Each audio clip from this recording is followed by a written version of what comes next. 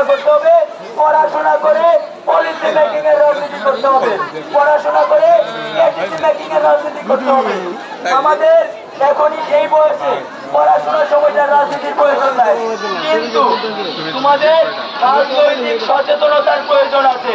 যদি তোমরা রাজনৈতিক সচেতন না হও, তাহলে তোমাদের যে অধিকারটা আছে সেটা আবারও কেউ একজন আবারও সেটা গর্ব করবে। আমরা কি বলতে পারি যে আগামীকাল আবারও কোনো স্বৈরাচার শাসক আসবে না এই দেশে? এটার কোনো গ্যারান্টি আছে? সেটার গ্যারান্টির জন্য আমাদেরকে কাজ করতে হবে। মোহনগঞ্জ কেমন হবে সেটা আমরা নিশ্চিত করব, আমরা নির্ধারণ করব। এখন তোমাদের কাছে কুইশ্চেন, তোমরা মোহনগঞ্জ কেমন হবে সেরকম কোন পরিকল্পনা আছে? অথবা রাষ্ট্র কেমন হতে পারে বা রাষ্ট্র কেমন হলে আমাদের কল্পিত বাংলাদেশ পুনর্গঠন সফল হবে, সেই ব্যাপারে যদি তোমাদের কোনো কথা বলা যাবে না, সেই ব্যাপারে তোমাদের যদি কোনো মতামত থাকে, পরামর্শ থাকে, প্রশ্ন থাকে, আমাকে জিজ্ঞেস করতে পারে। কারো কোনো মতামত আছে?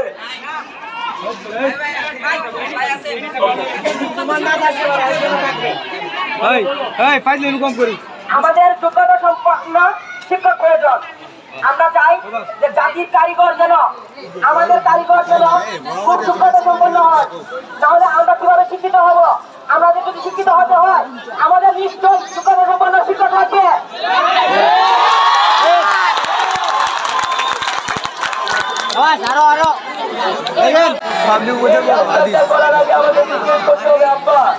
অথবা আম্মা, তোমার আয়ের উৎস কোথায়?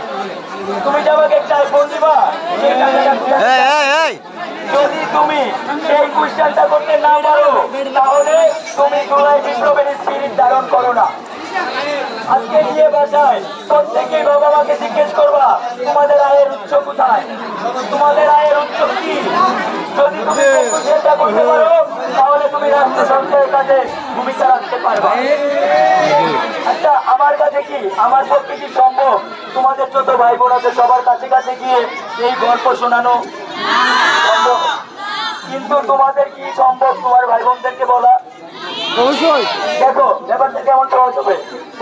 এই টাকাগুলা কোথায় যায়, কিভাবে খরচ করছে, এখানে যেমন এই কমিটির দায়িত্ব আছে, শিক্ষকের দায়িত্ব আছে, প্রত্যেকটা জায়গায় শিক্ষার্থী প্রতিনিধিদের অংশগ্রহণ থাকতে হবে। এটা নিশ্চিত করবা তোমরা সবাই আলোচনা করবা। এইভাবে তোমরা ঘর থেকে বিদ্যালয়, বিদ্যালয় থেকে উপজেলা, শহর থেকে বন্দর, বন্দর থেকে নগর উন্নয়ন সম্ভব হবে। তোমাদের যদি কারো কোনো কোয়েশ্চেন থাকে, তাহলে আমাকে কোয়েশ্চেন করতে পারো। কারো কোনো কোয়েশ্চেন